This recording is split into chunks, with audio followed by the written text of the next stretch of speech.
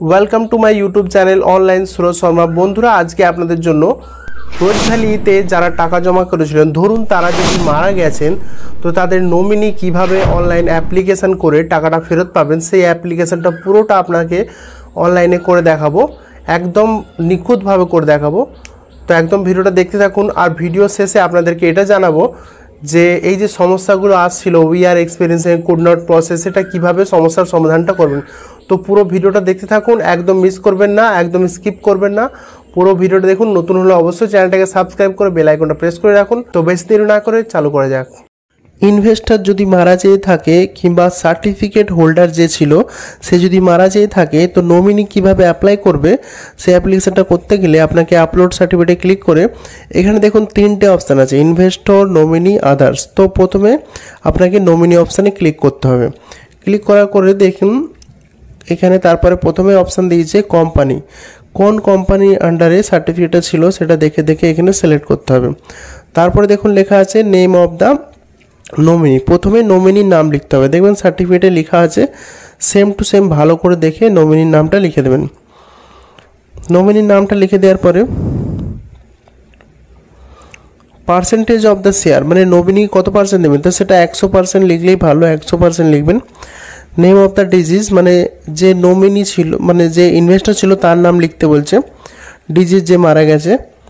First investor মানে যে ছিল তারই নাম কথা বলা হচ্ছে, ফার্স্ট ইনভেস্টরের নামটা এখানে তাহলে লিখে দেবেন। তারপরে দেখুন ফার্স্ট ইনভেস্টর লেখা হওয়ার পরে সেকেন্ড ইনভেস্টরটা ছেড়ে দেবেন, কারণ ওটা জয়েন্ট হোল্ডার হলে তবে লিখতে হবে, না হলে লিখতে হবে না। বেশিরভাগ দেখবেন জয়েন্ট হোল্ডার নেই। রিলেশনশিপ অফ দ্য নমিনি, ধরুন এখানে নমিনির ওয়াইফের নাম লেখা হচ্ছে, তো দেখবেন এখানে ওয়াইফ লিখতে হবে। এখানে রিলেশন হচ্ছে সার্টিফিকেটে যদি নমিনির ওয়াইফের নাম থাকে সার্টিফিকেটের নমিনি হিসেবে, তো এখানে ওয়াইফ লিখতে হবে। আর যদি ছেলের নাম থাকে তো সন লিখতে হবে, ঠিক আছে, সেইভাবে এখানে রিলেশনটা লিখতে হবে। ডেট অফ ডেথ, তো এখানে দেখুন ডেথ সার্টিফিকেটে ডেট অফ ডেথ লেখাই থাকবে, সেটা দেখে দেখে লিখে দেবেন। এখানে দেখুন লেখাই আছে ফার্স্ট ইনভেস্টরের ডেট অফ ডেথ, যদি জয়েন্ট থাকে তবে সেকেন্ড ইনভেস্টরের ডেট অফ ডেথ লিখবেন, না হলে প্রথম ইনভেস্টরটাই লিখবেন। বেশিরভাগে দেখবেন সিঙ্গেল রয়েছে, তো প্রথমটা যেমন আছে প্রথম যে মেন লোকটা আছে মানে সিঙ্গেল হলে প্রথম ইনভেস্টরের ডেট অফ ডেটটা লিখে দেবেন, সেকেন্ডটা ছেড়ে দেবেন। তারপর দেখুন লেখা আছে নেম অফ দ্য নমিনি, নমিনির নামটা দেখবেন সার্টিফিকেটে যেমন লেখা আছে তেমন লিখতে হবে, ভুল থাকলে ভুলই লিখতে হবে, সার্টিফিকেটে যেমন আছে তেমনই লিখতে হবে। তারপরে দেখুন এখানে বয়স বলতে নমিনির বয়স লিখতে বলছে, তো এখন 2024 সাল চলছে, সেটা হিসাব করে দেখে আপনাকে এখানে লিখে নিতে হবে। 24 সাল থেকে কত সাল লেখা আছে সেটা মাইনাস করলেই বয়সটা বেরিয়ে যাবে, এখানে বয়সটা লিখে দিতে হবে। তারপরে দেখুন লেখা আছে জেন্ডার, তো নমিনি যে জেন্ডার, নমিনি ছেলে না মেয়ে সেটা সিলেক্ট করে আপনাকে লিখে দিতে হবে নমিনির জেন্ডার। তারপরে দেখুন মোবাইল নাম্বার, এটা হচ্ছে নমিনির মোবাইল নাম্বার লিখতে হবে।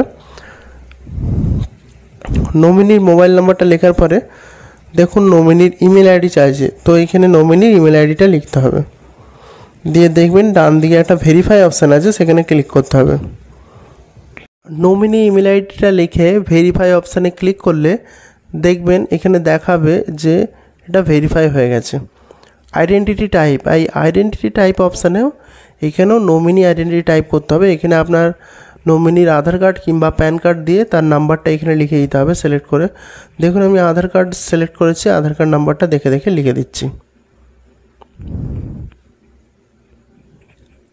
তারপর দেখুন লেখা আছে নেম অফ দ্য ফাদার, এখানে নমিনির ফাদার নামের কথা লেখা হচ্ছে অথবা নমিনির স্বামীর নামের কথা লেখা হচ্ছে, তো নমিনির এখানে ফাদার নেম কিংবা স্বামীর নাম লিখে দেবেন। তারপরে অ্যাড্রেস অফ দ্য নমিনি, এখানে নমিনির বাড়ি কোথায় সেটা আধার কার্ডে যে অ্যাড্রেসটা লেখা আছে সেটা দেখে দেখে আপনাকে লিখে দিতে হবে, গ্রাম, পোস্ট অফিস, পুলিশ স্টেশন।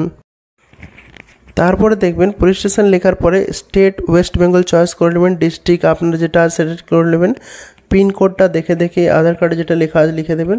তারপরে দেখুন এখানে অপশান এসছে ব্যাঙ্ক, আপনার যে ব্যাঙ্কটা আছে সেটা ব্যাঙ্কের নামটা এখানে দেখে দেখে খুঁজে সিলেক্ট করে নেবেন।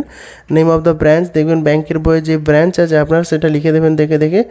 Name of the branch code, দেখবে আইএফএসসি কোডের লাস্টের 6টা সংখ্যা ওটাই হচ্ছে ব্রাঞ্চ কোড, ওটা লিখে দেবেন।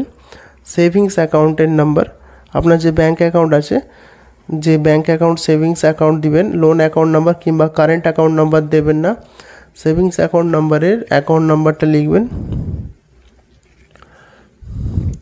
অ্যাকাউন্ট নাম্বারটা লেখা হওয়ার পরে এমআইসিআর কোড দেখবেন ব্যাংকের বইয়ে থাকবে। যদি ব্যাংকের বইয়ে না পান, গুগলে সার্চ করলে আইএফএসসি কোডটা দিয়ে সার্চ করবেন, দেখবেন এমআইসিআর কোড পেয়ে যাবেন। আর আইএফএসসি কোডটাও ব্যাংকের বইতে অবশ্যই পেয়ে যাবেন।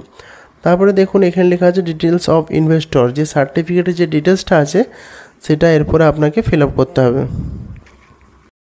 দেখুন সার্টিফিকেট ডিটেলসটাই প্রথমেই চাইছে সার্টিফিকেট নাম্বার বা বন্ড নাম্বার। তো সার্টিফিকেট নাম্বারটা আপনারা জানেন, বুকিং ফর্ম নাম্বার যে সার্টিফিকেট নাম্বারটা আছে সেটা দেখে লিখে দেবেন। তারপরে দেখবেন সার্টিফিকেট হোল্ডার নেম, মানে যে মারা গেছে তার নামটা এখানে লিখতে হবে। তারপরে দেখুন লেখা আছে ডেট অফ ইনভেস্টমেন্ট, কবে আপনারা টাকাটা প্রথমে জমা দিয়েছিলেন সেই ডেটটা ওখানে লেখাই থাকবে সার্টিফিকেটে। সেটা দেখে আপনাকে ডেট অফ ইনভেস্টমেন্টের ঘরে লিখে দিতে হবে। তারপরে অ্যামাউন্ট অফ দ্য ইনভেস্টমেন্ট, এটা হচ্ছে ওয়ান টাইম হলে ফুল পেমেন্টটা লিখবেন, আর যদি ওয়ান টাইম না থাকে তো দেখবেন 60টা ইনস্টলমেন্ট হলে আপনাকে গুণ করে লিখতে হবে। তারপরে ডেট অফ ম্যাচুরিটি ডেটটা দেখে লিখে দেবেন। তারপরে দেখুন লেখা আছে যে আপনি কত রিটার্ন পেয়েছেন। তো কিছু যদি না পেয়ে থাকেন তো 0 লিখবেন, যদি কিছু পেয়ে থাকেন তো লিখবেন। তারপরে দেখুন আসল টাকা, আপনি কত টাকা জমা দিয়েছিলেন, যেটা বললাম যদি 10টা ইনস্টলমেন্ট দিয়ে থাকেন তো যদি 500 টাকা করে হয় তো 5×10 5,000 টাকা জমা দিয়েছেন সেরকম লিখবেন। আর কত টাকা ম্যাচুরিটি হওয়ার কথা ছিল সেটা লাস্টের ঘরে লিখবেন। তারপর দেখুন আপলোড অপশান, প্রথমে এখানে দেখুন চাইছে আপনার বন্ড বা সার্টিফিকেটটা।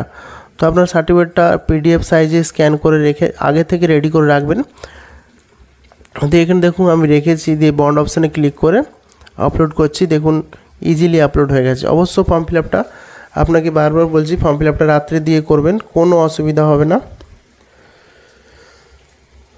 তারপরে দেখুন সেকেন্ড অপশানটা অরিজিনাল কপি অফ অ্যাকনোলেজমেন্ট, যদি আপনার কাছে বন্ড বা সার্টিফিকেট থাকে তো বন্ডটাকেই আপনারা দুবার স্ক্যান করে দিয়ে দেবেন। প্রথম 1-এর ঘরে আর 2-এর ঘরে দুটোই বন্ড দিয়ে দেবেন, কোনো অসুবিধা নেই। 3 নম্বর ঘরে দেখুন লেখা আছে ডেথ সার্টিফিকেট, অরিজিনাল ডেথ সার্টিফিকেটটা স্ক্যান করে দিয়ে দেবেন, কিংবা অ্যাটেস্টেড করেও দিতে পারেন, জেরক্স করে অ্যাটেস্টেড করে আপলোড করবেন, অন্য কিছু আপলোড করবেন না। 4 নম্বর ঘরে দেখুন লেখা আছে আইডেন্টিটি প্রুফ, তো এটা নমিনির আইডেন্টিটি প্রুফ চাইছে। তো আমি যেটা বলতে চাইছি, আপনারা যখন নমিনির আইডেন্টিটি প্রুফ দেবেন সঙ্গে যে মারা গেছে তারও একটা আইডেন্টিটি প্রুফ দিয়ে দেবেন। তারপরে দেখুন 5 নম্বর ঘরে আর একটা অ্যাড্রেস প্রুফ চাইছে, এখানেও অ্যাড্রেস প্রুফের ঘরেও আপনারা নমিনি অ্যাড্রেস প্রুফ এখানে দিয়ে দেবেন।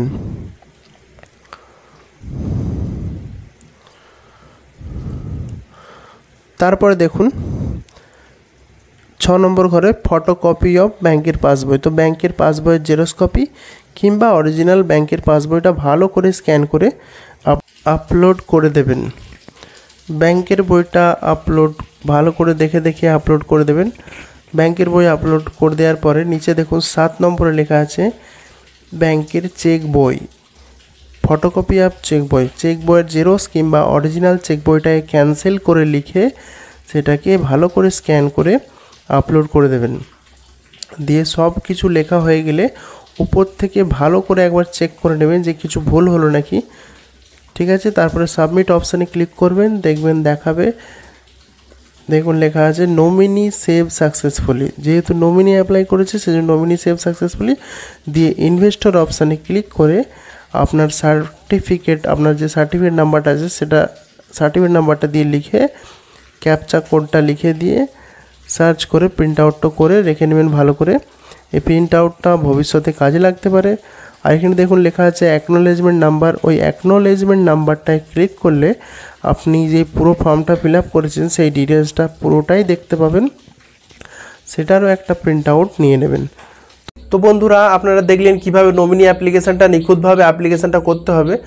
আর তাও যদি বুঝতে না পারেন, এছাড়া কিছু অসুবিধা হলে আমাকে অবশ্যই কমেন্ট করবেন। আর যে ব্যাপারটা বলছিলাম যে we are experience some technical problem, ওইটা যে মাঝে মাঝে আসছিল, তো ওইটার ক্ষেত্রে বলছি বন্ধুরা দিনের বেলার দিকে অ্যাপ্লাই করবেন না, পারলে সকালের দিকে ভোরবেলার দিকে অ্যাপ্লাই করবেন, কিংবা রাতের দিকে রাত 10টা 11টার পর অ্যাপ্লাই করবেন। আমি বেশিরভাগ অ্যাপ্লিকেশান 12টার পর অ্যাপ্লাই করি, 1টা 2টোর সময় একদম নিখুঁতভাবে অ্যাপ্লিকেশান হয়, কোনো প্রবলেম থাকে না। আপনারাও পারলে হয় রাতের দিকে কিংবা সকালবেলা 5টা 6টার সময় অ্যাপ্লাই করবেন, দেখবেন একদম নিখুঁতভাবে হবে। তখন দেখবেন could not process, we are experience এইগুলো আসবেই না, কারণ আমি রাতের দিকে যখনই অ্যাপ্লাই করি এই প্রবলেমগুলো একদমই আসে না, এক ফোঁটাও আসে না। তো একদম আমি যেভাবে বললাম সেভাবে অ্যাপ্লাই করবেন, আপনারা দেখবেন একদম প্রবলেমে পড়বেন না, এক চান্সে হয়ে যাবে।